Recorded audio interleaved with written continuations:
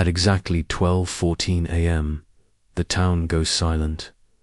It doesn't fade the way night usually does. There isn't that slow, natural thinning of noise, no gradual settling, no gentle quiet. One moment the town is filled with ordinary sounds, and the next moment it isn't. The insects stop mid. The wind seems to vanish. Even the faint hum of electricity through old wires disappears. It's not quiet the way a rural town gets quiet. It's absence. Dense and complete, like someone lowered a glass dome over the entire place. People who live there don't check the time when it happens anymore. They don't reach for their phones. They don't glance at clocks. After enough nights, your body learns the moment on its own. Your chest tightens. Your ears ring. Your muscles tense as if bracing for impact, because everyone knows what it means. It is 12:14, .m. during the day. The town looks ordinary enough that most people never remember its name after they leave. It sits just far enough off the highway that you only end up there if you're rerouted or tired. One main road runs straight through it, lined with a diner, a church with peeling paint, a hardware store that hasn't been fully open in years, and a gas station that closes early like it's ashamed of staying awake. At noon, it feels harmless.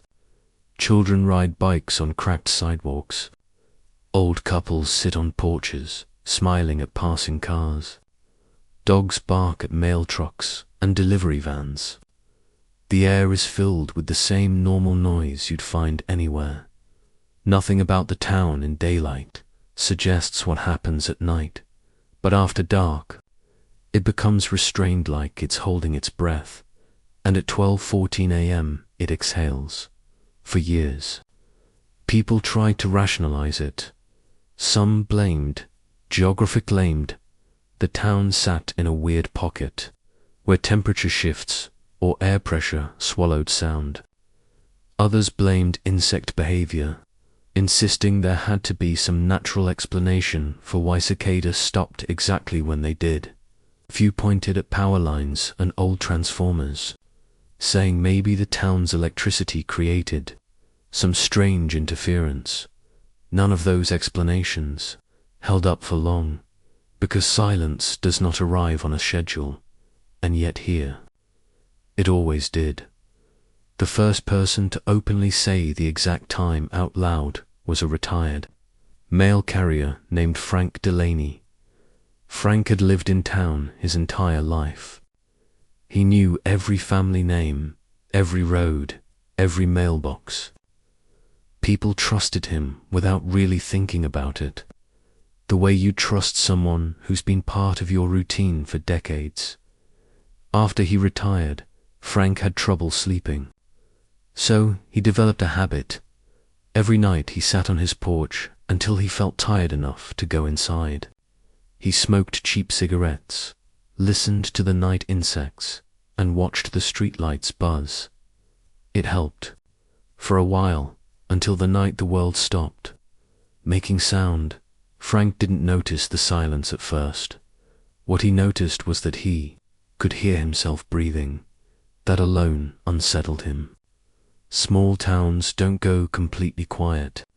There's always something whined in leaves, insects, distant traffic, a barking dog. But suddenly, there was nothing. Frank leaned forward in his porch chair, cigarette forgotten between his fingers, and listened. No insects, no wind, no distant engine, nothing. He checked his watch out of habit. 12:14 a.m., he told himself. It was coincidence, and went inside. The next night, it happened again. Frank watched his watch this time, eyes fixed on the second hand. At 12:13, the night sounded normal crickets, loud enough to fill the street. The faint hush of wind through trees. Somewhere far off, a truck rolled down the highway. Then the second hand ticked forward at 12:14. everything stopped. Not slowly, not unevenly, not naturally. It stopped like a switch. Frank later said it felt physical, like a pressure pressing down on the town. His ears rang a high, thin tone filling the void where the world should have been. He sat there afraid to move, staring at the dark street as if he expected it to change shape in the silence. At 12:21 a.m., sound returned all at once. Crickets resumed wind stirred the trees again. A dog barked somewhere nearby. Frank stubbed out his cigarette and went inside with shaking hands. By the third night, Frank started writing it down, not because he thought anyone would believe him, because after a lifetime in a small town, you learn the value of keeping your own records.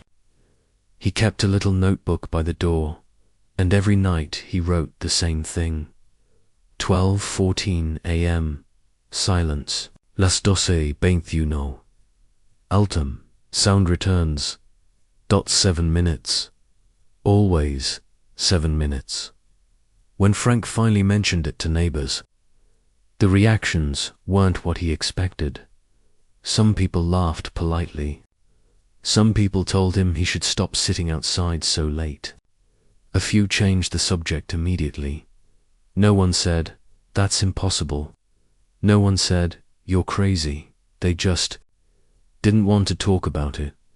It was as if the town had quietly agreed that acknowledging it too openly was a mistake, and that's when Frank understood something important. The silence wasn't new. It had been happening long before he decided to measure it. The only difference was that he had finally looked at it directly, and now he couldn't unsee it. Frank stopped sitting on his porch after that, not because he had answers, because, in this town, the people who stayed awake for 12:14 weren't doing it out of curiosity. They were doing it because they didn't have a choice. Elaine noticed the silence differently than Frank did. She didn't measure it. She didn't time it. She didn't sit outside waiting for it to happen. She felt it. Elaine worked the late shift at the town's diner, the kind of place that looked frozen in time. Vinyl booths cracked with age. A long counter polished smooth by decades of elbows.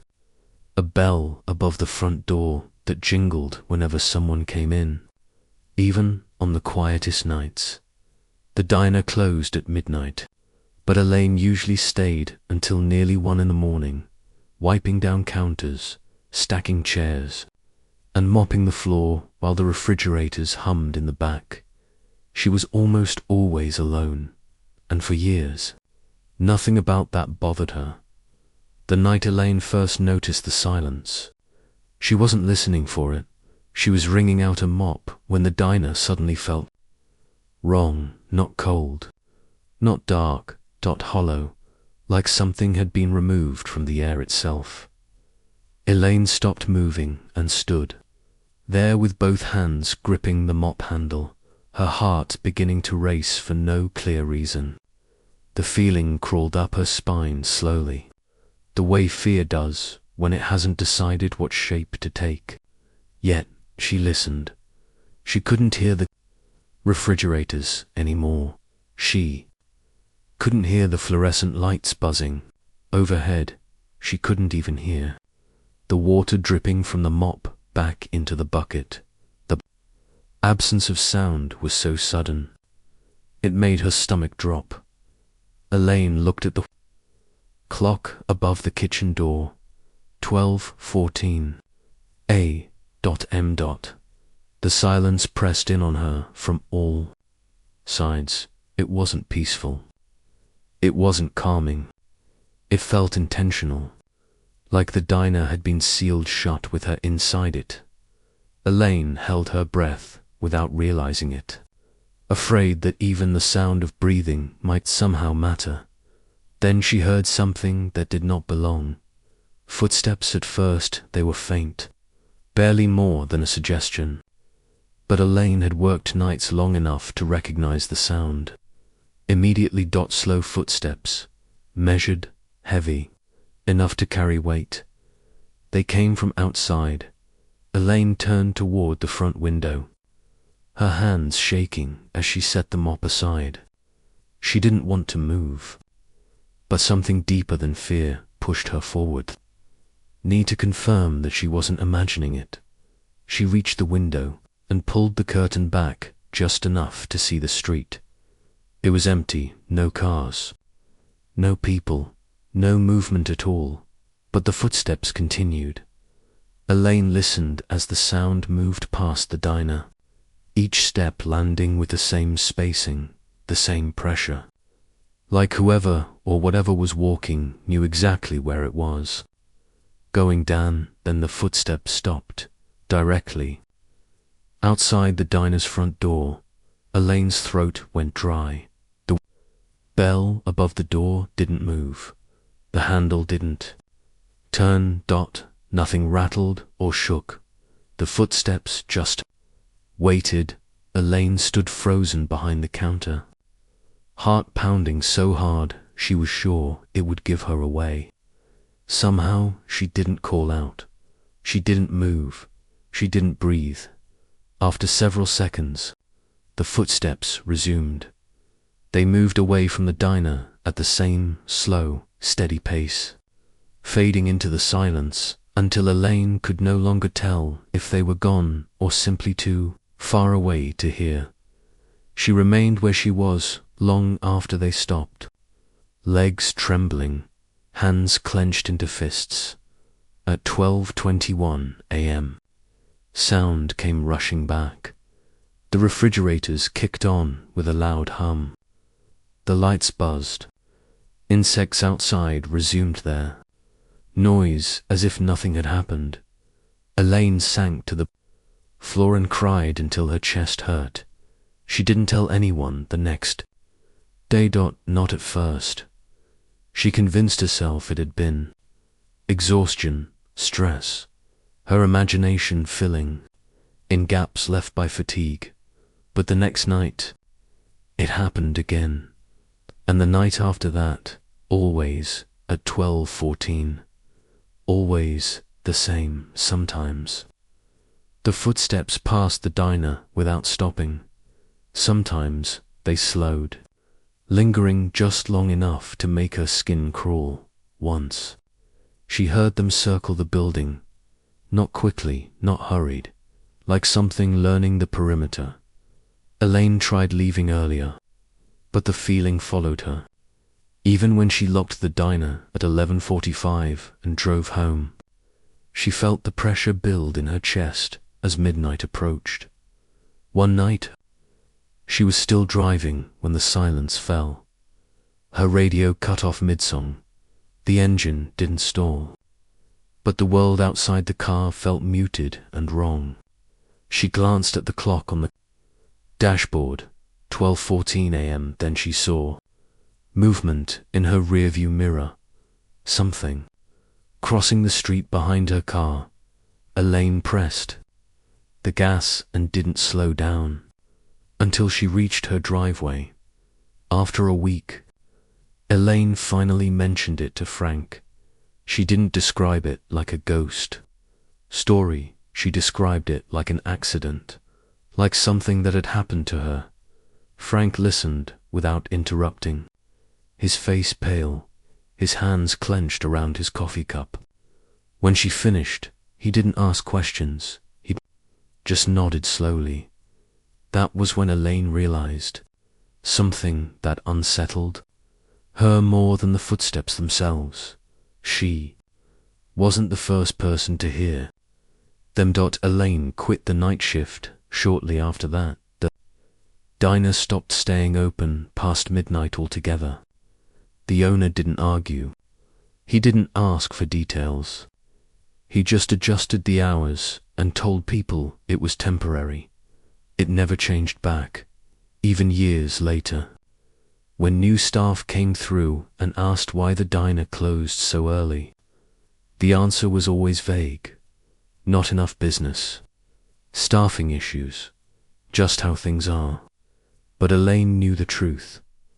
Something walked the town during the silence, and it wasn't supposed to be heard. The teenagers were the ones who decided to test it. They didn't do it because they were brave. They did it because they were bored. In a town where everything shut down early and nothing ever seemed to happen, rumors became entertainment. Whispers about the silence passed through the high school halls in fragments, half-jokes, unfinished warnings.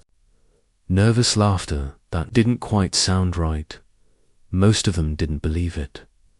Not really, but belief wasn't necessary to be curious. There were 4 of them that night. Seniors, close to graduating.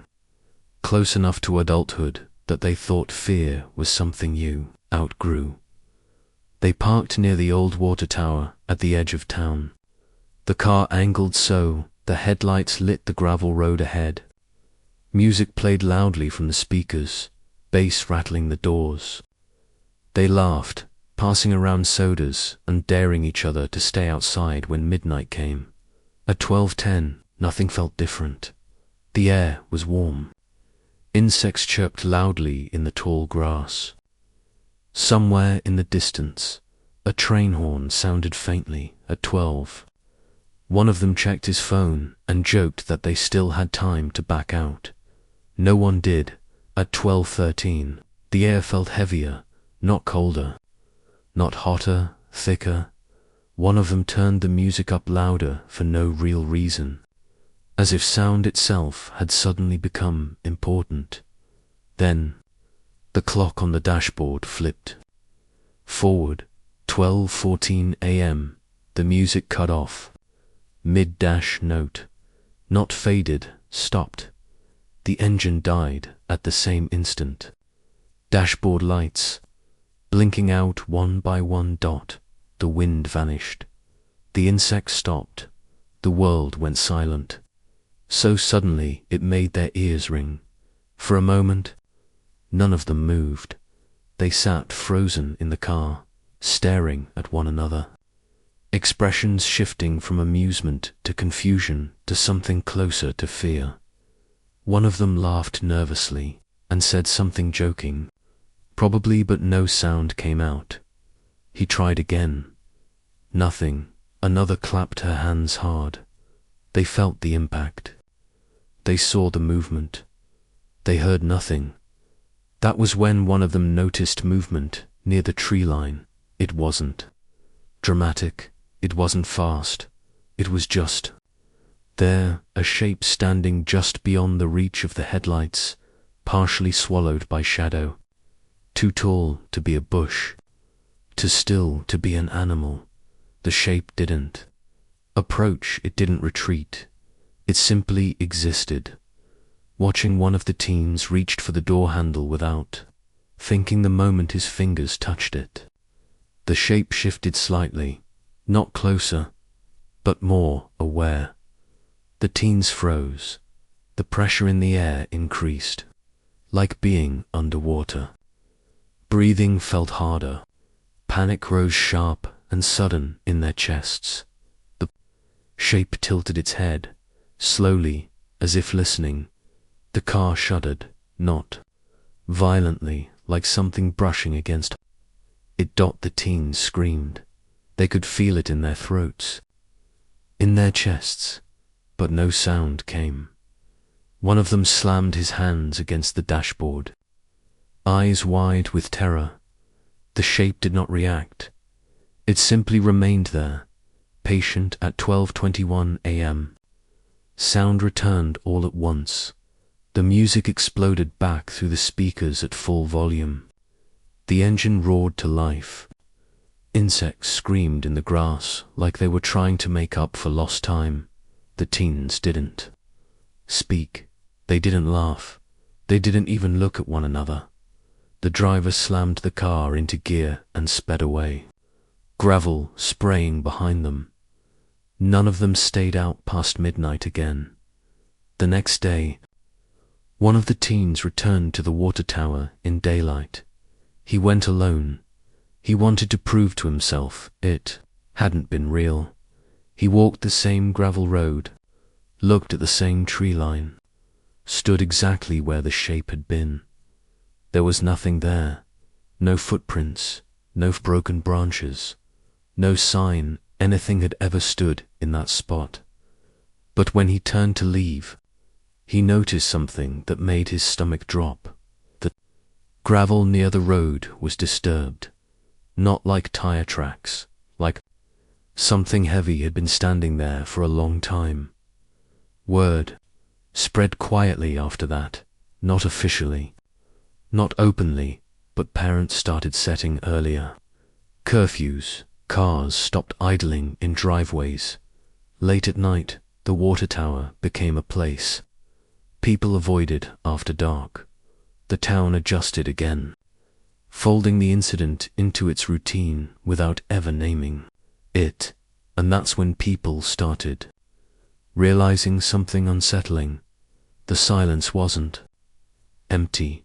Someone or something was still outside when it happened, and it was watching to see who noticed. The first report came from the edge of town. An older woman who lived alone called her daughter early one morning and asked if she'd stopped by during the night. She was confused, embarrassed even, insisting she must have forgotten something. Her daughter hadn't visited. The woman said every light in her house had been on when she woke up. Not just lamps or the porch light, every light. Bedrooms she never used, closets, the basement, even the attic bulb that required a pull chain to activate. All of it on. She swore she hadn't touched a thing at first. People blamed memory, then age, then faulty wiring, but the stories kept coming. A man who lived 2 streets over woke to his garage, light blazing. The switch flipped upward even though he always turned it off. A couple near the main road found their porch lights glowing at dawn. Though the bulbs had burned out weeks earlier, none of these stories were dramatic on their own, but they shared one detail. They all happened on nights when the town went silent. Elaine noticed it too, not in her house at first, but at the diner. She had gone back one night to grab something she'd forgotten, a purse, she thought, though later she wasn't sure why she'd felt the need to return after dark. She parked across the street and froze. The diner's open sign was lit, bright, steady. The sign hadn't worked in years. The owner had unplugged it after it started flickering randomly during storms. Elaine knew that because she'd been there when he did it. She sat in her car staring at the glowing red letters, heart pounding.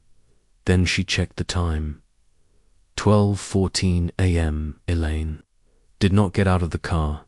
She didn't cross the street. She watched through the front window of the diner.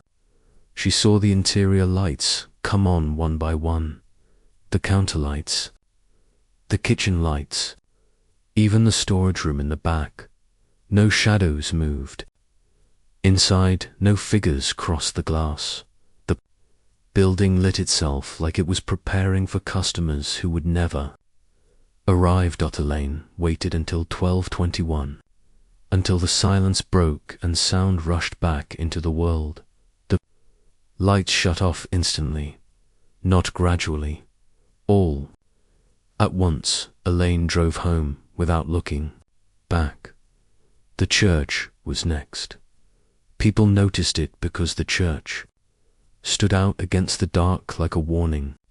Its windows were tall and narrow, and when light appeared behind the stained glass, it colored the street in dull reds and yellows. Several residents reported seeing the church lit up in the middle of the night. No services, no meetings, no cars in the lot, just light. One man claimed he saw the light move inside.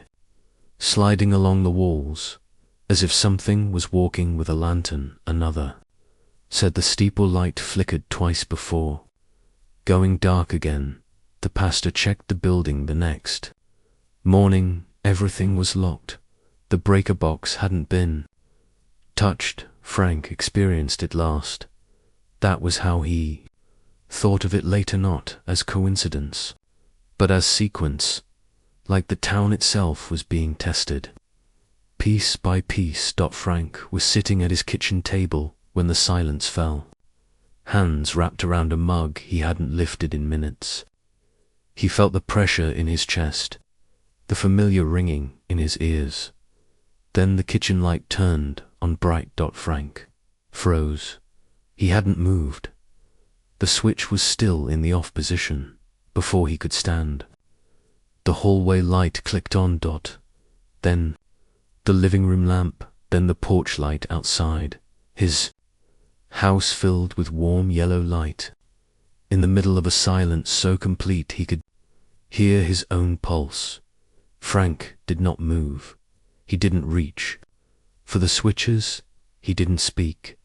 He remembered something his father used to say when he was a child, something Frank hadn't thought about in decades. Don't draw attention when something's wrong. The lights stayed on until 12:21, when sound returned. Every light shut off at the same time. Frank sat in darkness, breathing hard. Then he noticed something worse. He wasn't alone in the silence anymore, because as the lights went out, Frank felt it, a sense of being seen, not watched from outside, acknowledged, like something had flipped the lights on, not by accident, but to check where he was, to confirm he existed. Frank didn't sleep that night. Over the next few weeks, the pattern became clear. The lights didn't turn on randomly. They turned on in places where people were awake, homes with televisions on, businesses with motion sensors active, rooms where someone sat quietly, listening. The silence wasn't just removing sound, it was isolating presence, highlighting it, learning where people were. Eventually, the town adapted again. People turned lights off early.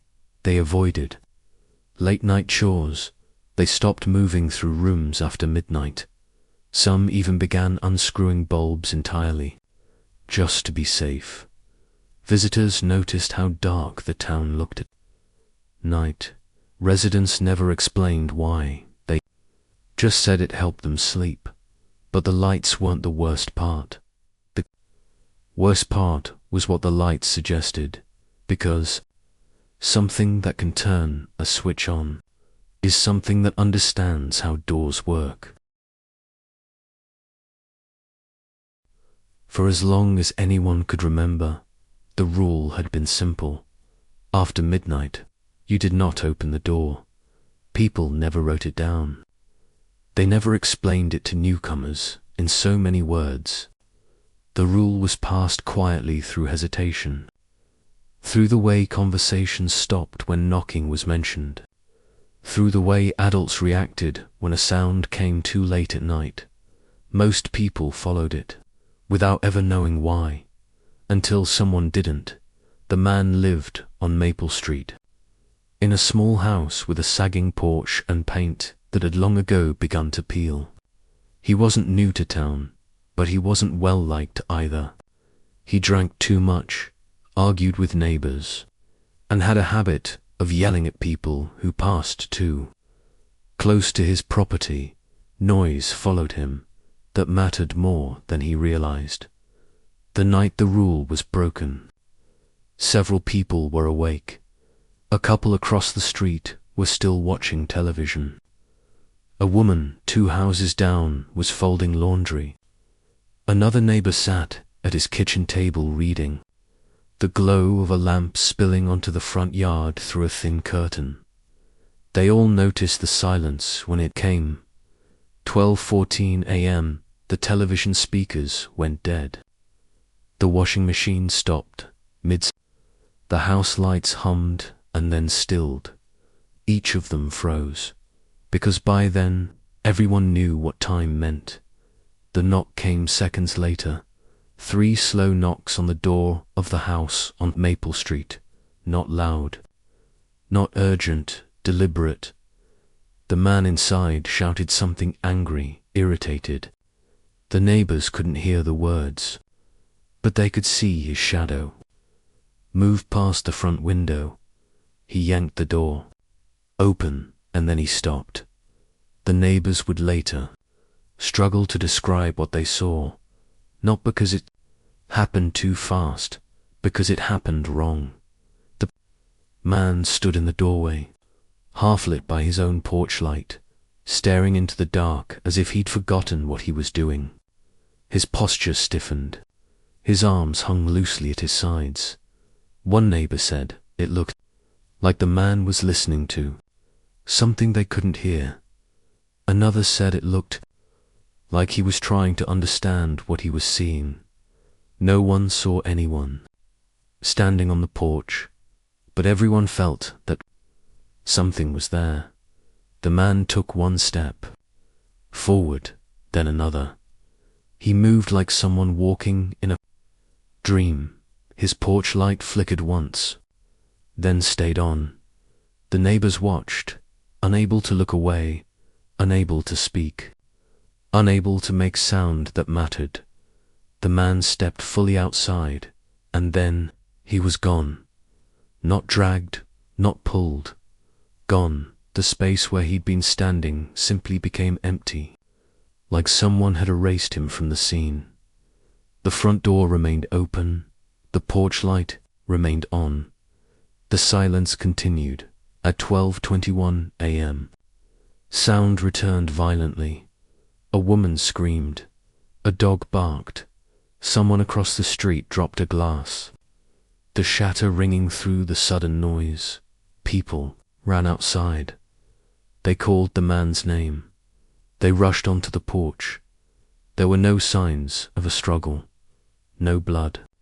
No broken boards. No footprints. Just an open door and an empty house. Police arrived minutes later. They searched the house, checked the yard, walked the street with flashlights, questioned everyone who had been awake. The officers didn't say much, but they didn't stay long either. By sunrise, the house was taped off by afternoon. The tape was gone by the end of the week. The house was boarded up. No announcement was made. No explanation was offered. The town moved on years later. It happened again. This time, it was a young couple who had moved into a rental near the main road. They were new, tired, unaware of the rule and the reason. Behind it, they heard knocking at 12:14. They assumed it was a neighbor. They assumed wrong. Their house was found the next morning with the front door open, lights on, coffee still warm in a mug on the counter. Their phones lay on the kitchen table. Screens cracked as if dropped. They were never seen again after that. The rule stopped being unspoken, not officially, but people began finding reasons to mention it. Neighbors warned neighbors. Landlords made vague suggestions. Parents told their children, "Don't answer the door late," without explaining why. The town didn't panic. It tightened, because by then, everyone understood the truth. The silence didn't force doors open. It waited, and the moment someone chose to open one, the town lost them.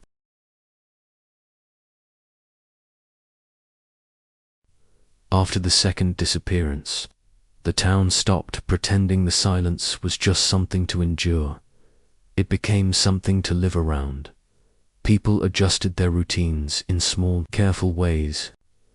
Lights went off earlier. Televisions were muted before midnight. Late showers stopped. Dishes were left in sinks overnight. Anything that created movement or presence after dark was quietly avoided, not because anyone said it out loud, because everyone understood. Frank noticed how the town changed when no one was looking. Porches that once held chairs were cleared. Curtains thickened. Door locks were checked twice, sometimes 3 times, even though no one remembered a door ever being forced open. People didn't gather after dark anymore, and when they did speak about the silence, it was never directly.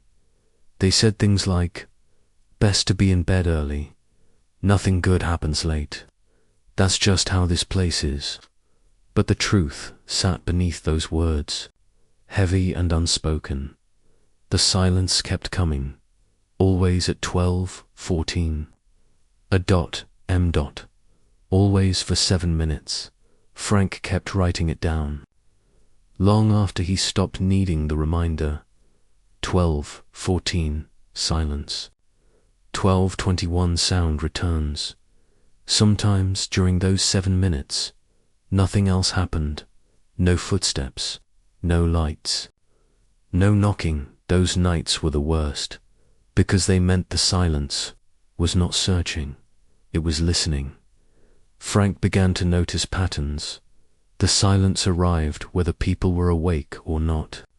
It didn't care about weather or seasons. Storms didn't interrupt it. Power outages didn't affect it.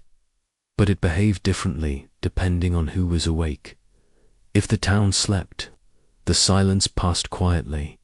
If someone lingered reading, watching, pacing, the silence felt focused, like a pause meant for observation. Frank wondered more than once what would happen if no one was awake at all, if the entire town slept through it, if nothing moved, if nothing thought, if nothing acknowledged the silence. He suspected the answer was nothing good, because something that listens does not like to be ignored forever.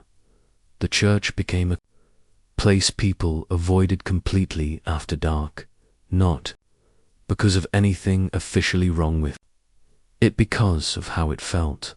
People said the air around it seemed heavier at night, that footsteps sounded wrong on the sidewalk near it, like they were being heard twice, once by the person walking, and once by something else. Frank once stood across the street from the church at dusk and watched as the sun disappeared behind it. For a moment, he thought he saw movement behind the stained glass. He left before it got dark. Years passed. The town lost people the way small towns do, not all at once, but steadily. Young families moved away. Businesses closed quietly. Houses sat empty longer between owners. The silence remained. Visitors sometimes mentioned how quiet the town felt at night. Residents smiled politely and changed the subject. Frank grew older. His hands stiffened. His hair thinned. His world shrank to familiar rooms and familiar habits. But one thing never changed. Every night at 12:14, he was awake, not always sitting at the table, not always watching the clock, but always aware. Because once you learn the moment, your body never forgets it. One winter night, long after Frank had stopped counting years, something felt different. Not louder, not stronger, closer. Frank felt it in his chest before the silence arrived. Pressure, like a storm building inside a sealed room. At 12:14, the silence fell. Frank sat in darkness, hands folded, breathing shallowly. Then he heard something he had never heard before during the silence. More than one set of footsteps. They moved through the town slowly, deliberately, not rushing, not searching, as if they already knew where they were going. Frank realized, with a sinking feeling, that the silence might not belong to a single thing, or that whatever it was had learned how to multiply. The footsteps stopped near the church. Frank watched from his window, heart pounding, as the church's interior light turned on, then another. The stained glass glowed dimly, painting the snow with dull color. Frank did not move. He did not look away. He watched as the church doors opened from the inside.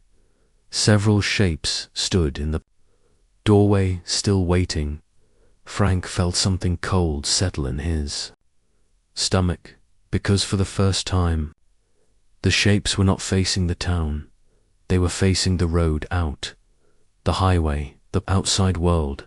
At 12:21, sound returned. The church went dark. The doors shut. The world resumed as if nothing had happened. Frank sat down heavily in his chair. He understood then what the silence was for. It wasn't meant to scare. It wasn't meant to punish. It was meant to prepare. Frank never left town. Not because he couldn't, because he knew leaving wouldn't change anything. Whatever listened at 12:14 had learned enough to reach farther than one place. The town had simply been where it practiced. The silence still comes. Every night, somewhere. At exactly 12:14 a.m., sound vanishes. Most people never notice. Some people feel it but don't understand, and a few, very few, learn the rule too late. If you ever find yourself awake in a quiet town late at night, and you feel the world suddenly go still, don't move, don't answer, and whatever you do, don't open the door. Thanks for watching. Like, comment, and subscribe. Terramouth.